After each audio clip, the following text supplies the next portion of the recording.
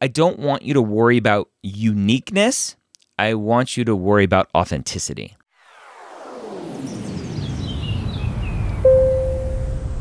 Ask Dr. Gray Pre-Med Q&A, brought to you by Blueprint MCAT. How you doing today? I'm doing well, thank you. Yeah. What can I help you with? I'm a non-traditional student. Okay. I'm 26. My birthday's in like a week, so I should probably start saying 27. Happy soon here. birthday. Thank you. And I was a psych major, and I'm about 99% of my way through my post-bac that I have completed at Seattle University. I live in Seattle. Okay. And I'm in the middle of the application cycle. I am applying to medical school this year. Okay. I only have one class left that I'm taking, and it's just to shore up a few schools that have extra requirements. Okay. And so, it's mid-July right now. I've finished my primary. I've finished the activities. I've finished the MCATs behind me. So really all I have in front of me is I'm just thinking about secondaries. Yeah. Everything else is, it is what it is. I think it was pretty good, but we'll see, right? Okay. So my first question is sort of in terms of, has to do with my timeline here, which is that I turned in my primary on June 16th.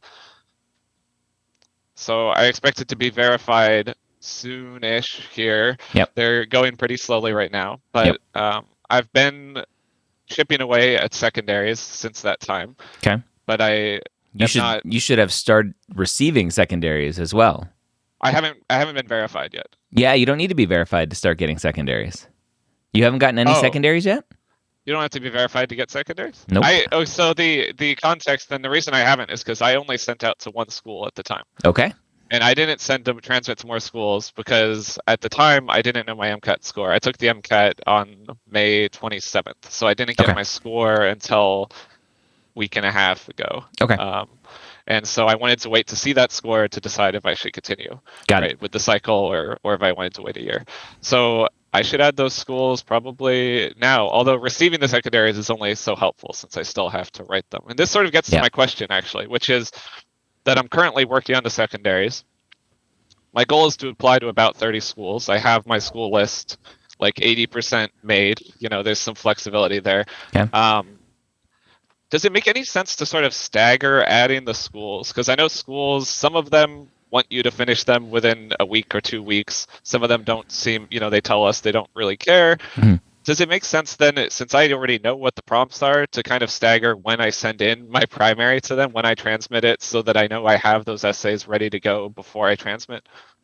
Does it make sense to stagger? Yes, a little bit, right? So you could potentially add the other 29 schools to your list, assuming that 30 school kind of number that you have. You could add all 29 and get 29 secondaries tomorrow and be completely overwhelmed and take 3, 4, 5 weeks to get to some of them if you haven't pre-written any of them. And so does it make sense potentially to just add kind of your top 5, your top 10 to get those ones in? Because it'll be a pretty quick turnaround between even when you're not verified. And I think that's a big misunderstanding about this process is once medical schools have the ability to start pulling applications from the application service, they can then start sending secondaries, verified or not. Okay?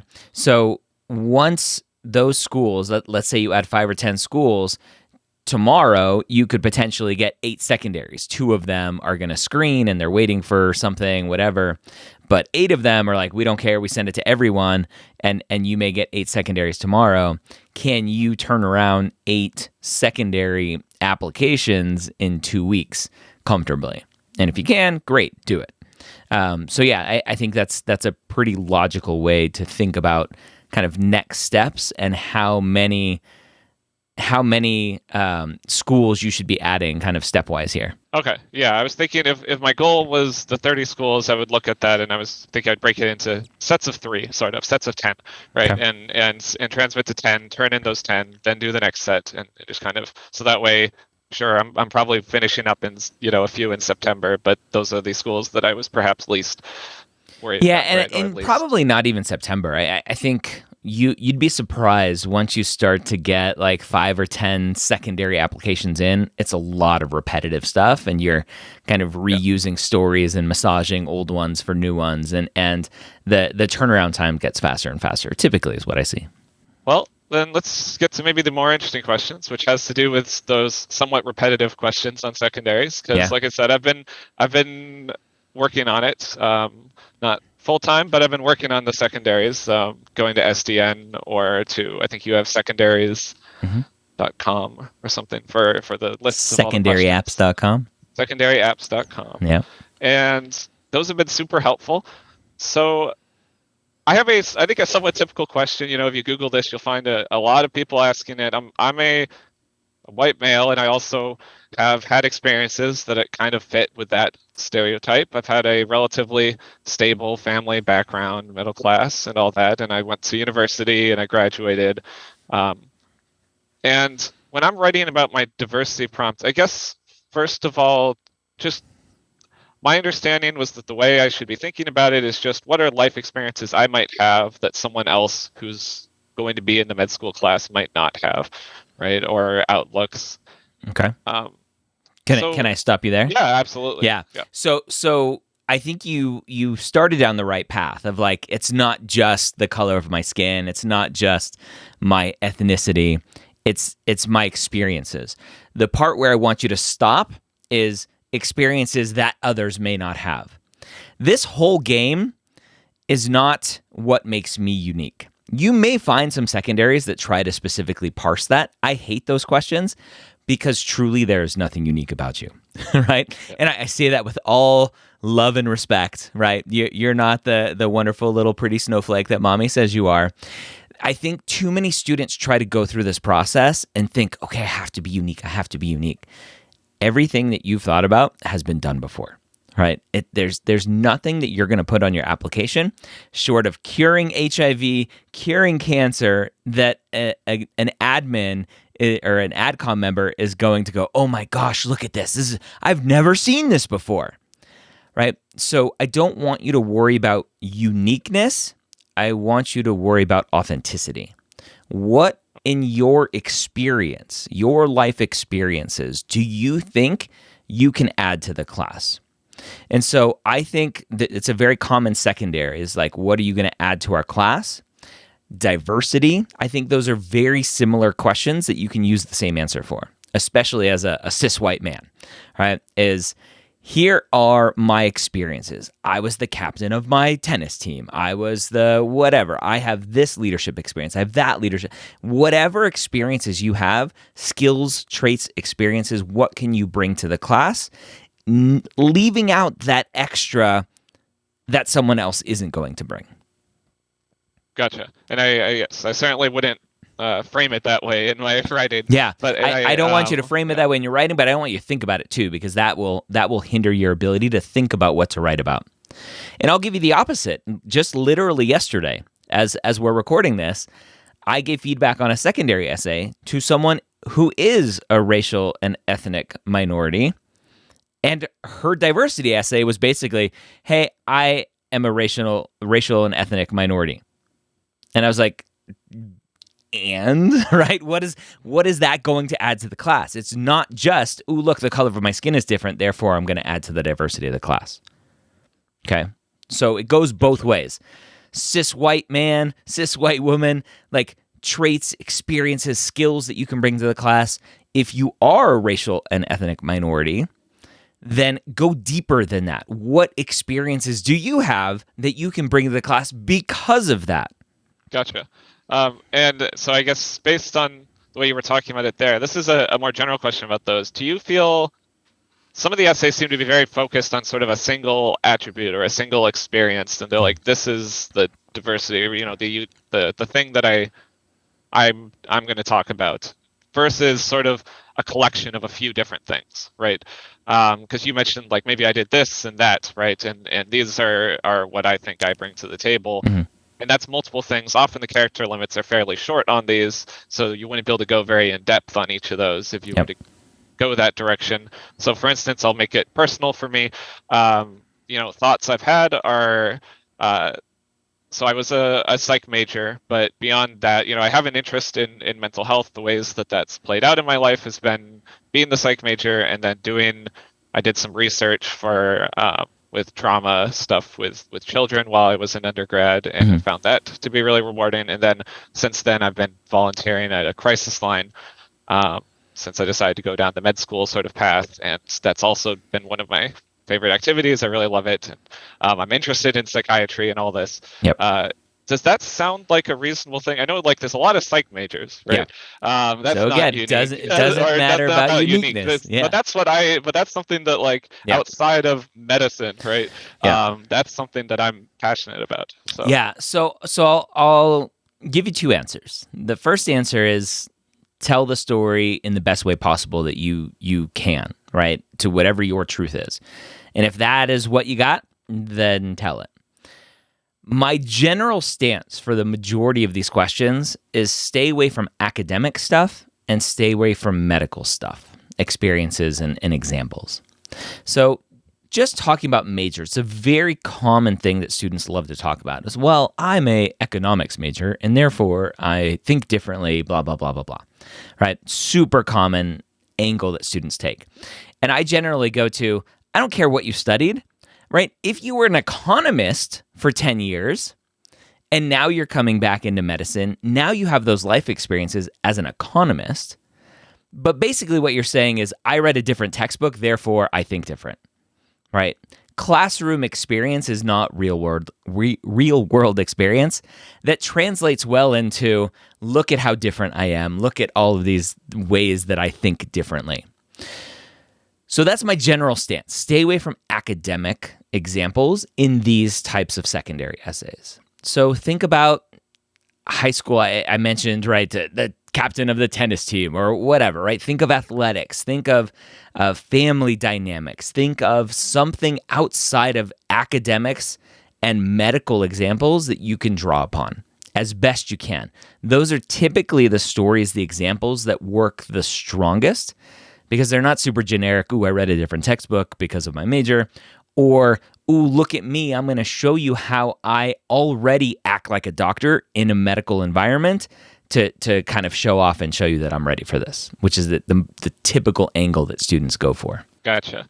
Well, it's a little awkward since my second option in my head, at least so far, is that they mean, because since graduating, I've had a few years, but I didn't really have a second career per se. I went and I worked as a nursing assistant because I knew I wanted to do healthcare, but I didn't know what that meant at the time, and so I just kept working as a CNA. And so that's I have a lot of CNA hours, and that's and that's how I sort of spent a lot of my time. Being non-traditional, right? That's how those hours got spent. And unfortunately, those are things I've talked about extensively, of course, in my primary, right? They will know that this is a thing about me. And so talking about it from a diversity standpoint seems like maybe it's like you say, it's talking about a medical thing and it's beating a dead horse, sort of. Do you have the same sense? Is that probably a bad path to go down? Yeah, and again, the common feedback that I give is just stay away from medical examples, right? Okay. It's very common for a student to take a secondary, whatever the secondary question is, unless it's specifically saying, hey, tell us a time in a medical environment or a clinical environment, whatever. It's very common for students to just force in a medical narrative and medical anecdote that it doesn't need to be there. And so for me, those are overused for very particular reasons that I would prefer students stay away from. And at the end of the day, it's your application. And if that's what you got that best answers the question, then go for it. Okay. Well, then I hope I will have an epiphany while I continue to brainstorm. But if I don't, do you think my thought would be emphasizing more the volunteer work at the crisis line and how that's and why that's so engaging for me and sort of my interest in working with people on that sort of mental health level? Is that a better angle? Tie it with what is it going to add to the class? Okay. Always, always, always for diversity, for specifically what are you going to add to the class? Tie it to how are you going to enhance the educational environment of your peers? Next question has to do with some of the other fairly common buckets these essays tend to fall into, which I know you're not a fan of thinking of it that way. But when you're looking at 100 essays to write, it's tricky to find somewhere to start. So I was thinking about, I've written, some starter essays about adversity and challenge, right? Adversity and challenge essays. And my first question to you is, I've seen several different answers to this. If the prompt uses the word adversity versus the word challenge, how do you kind of differentiate those two? I don't know if I don't know if I do. And here's my stance. You kind of alluded to it. I don't recommend writing general essays because I see it too often where I'm reading an essay, a secondary essay. I look at the prompt and I read the essay and I say, this essay was a generic essay that you wrote, not to the prompt, but to this general, this is my adversity essay. And I'll even have students, like, in parentheses, it'll be like the school's literal prompt, and then in parentheses it says adversity essay, diversity essay, challenge essay, whatever. A few of them, yes. Yeah. And so secondary essay prompts are so nuanced that typically what I see is that students aren't answering the questions specific to that school's prompts because they're using a general essay that they're like, okay, good, I'm done. Copy paste. I put my effort in, I put my work in earlier to make it easier now, but they're missing the point of the secondary essay, which is answer the specific nuances. And you'll see as the secondaries start coming in, and as you see just looking at the prompts that are out there now, is that a lot of secondary essay prompts are kind of multidimensional. They're like, tell me about this, and then tell me this other thing. And students just completely ignore each of the questions. And I'll go through and nitpick. Did you answer each specific part of this prompt? Because if you don't, if I were on the AdCom for that school, I would just completely throw out your essay. You can't follow directions. That makes a lot of sense. I imagine, I know they probably don't do it on this level, but if I was to make a rubric for grading a secondary, I probably would have the boxes would be like, did they answer each of the questions in our thing, right? Not exactly. Did they have a really cool adversity? Yeah. Did they face something really challenging? That's not probably what they're rating. So to your point of it's kind of hard with 100 essays where to start, I recommend you start with your school list, ranking those schools 1 through 30. What's the number 1 school I want to go to? What's the number 2 school I want to go to? You do those essays first. Okay, now I have left. Do I want to re-rank, or am I still good with my number 3 being my next highest one? And just go down that list. Okay. Do you think I'm crazy? My plan was to start with 10 and then go back to 1 because I feel like probably my 10th essay will be better than my first essay. You. My game. Okay. Whatever works for me. Yep. Okay. So in particular, the questions that seem to be getting at sort of like what difficult life experience have you had and how did you deal with it and how did you overcome it, right? And I'm just going to be completely honest, and I know people, I think I've seen you address this before, and you were like, just really dig deep and think of something. and I've definitely faced challenges. Like when I think of like challenging situations, I've read it about like I had a trumpet audition that went really poorly, and it kind of built into this whole like stage fright thing for about a year that I worked through with my teacher and stuff. And I'm like, okay, this works. It makes sense with like, growth that I've seen in my life. And it was challenging, but it didn't like happen to me, right? That was something I of course it happened to you. This like, I guess, do you think that, does that seem to you like I'm not sure whether or not how much responsibility is there to take for that, I guess. Like if it's like, what's something really, difficult that's happened to you? I'm like, it didn't really happen to me. No, but it did happen to you. That had a hard time with this, right? I chose to do the trumpet thing. Yeah, no, I think that's perfectly fine, right? Not everyone is going to have this like, oh my gosh, that's so dramatic. I feel so sorry for you. Oh my gosh, like I can't believe you've made it this far after everything you've gone through. Like not everyone has those stories. That's okay. Don't worry about not having those stories, right? I'm glad not to. I'm so fortunate. I'm incredibly it's fortunate. A good thing that I have had a relatively lucky. Yes. Like all the hardships have been of my doing, so far. So yeah, okay. I think that sounds very authentic. It sounds like you have some good learnings to take from that. Don't worry about it being your quote unquote own doing, right? Okay. For COVID questions. Questions. They're often just like, how has COVID impacted What's you, COVID? or how has it impacted your applications? Right, and they're doing them as of it looks like for the most part. I was working as a CNA through this whole process in a big public hospital, and so I've seen how it's impacted my patients. For me personally, I think it's like the fact that the patients couldn't have family members come in to see them, even if they didn't have COVID, right? That we shut all of that down, made a really big impact on me. Talking about it, does that too focus on other people? Basically, is I guess my question. Yeah. This is your essay. This is your story. So just seeing what other people go through is not the goal of that essay. I mean, I like to think I've learned to be there for them through that experience, right? I think that there's more onus on the CNAs to be an emotional. So that goes back to my original messaging of stay away from medical stories, because what you're trying to sell me there is, ooh, look at me, look at how empathetic I am, look at how compassionate I am, blah, blah, blah, blah, blah. Right? That's not what the COVID essay is, unless it specifically asks, how do you think this has helped you as a future physician? So I think that the COVID essay is specifically, how has it disrupted your academics, your extracurricular activities, your family life, your financials, whatever, right? And if nothing, again, big and dramatic and oh my gosh has happened, thank your lucky stars. And you can say that in so many words. You can say, I've been fortunate enough to not have huge disruptions here, there, and everything, and then just state the facts. Right? Like everyone else, my classes went online, and here were some of my early struggles, whatever that truth is for you. Okay. Yeah, I mean, it certainly impacted shadowing and stuff at the time. Of course. I've gotten it since then, and I did some online shadowing. Maybe I could mention that there. But okay. Thank you.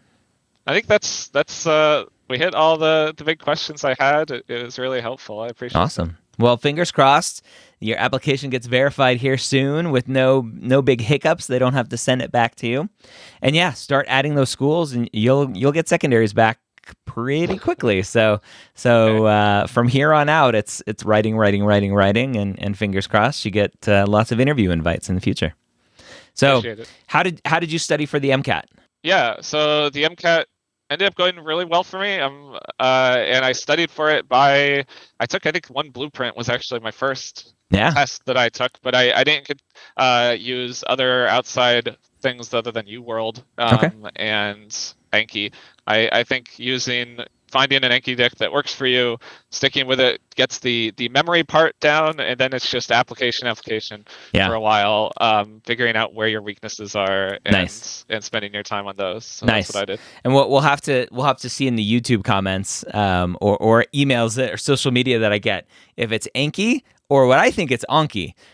So we'll find out. It's one of those words. I used to say Anki, and then someone convinced me Anki, but they could have been wrong. They could have been. It's one of those words where I think it's a very divisive cult of pronunciation following. But I'm glad you used the blueprint exam to help out as well. So again, good luck. Thank you for some great questions, and keep us posted.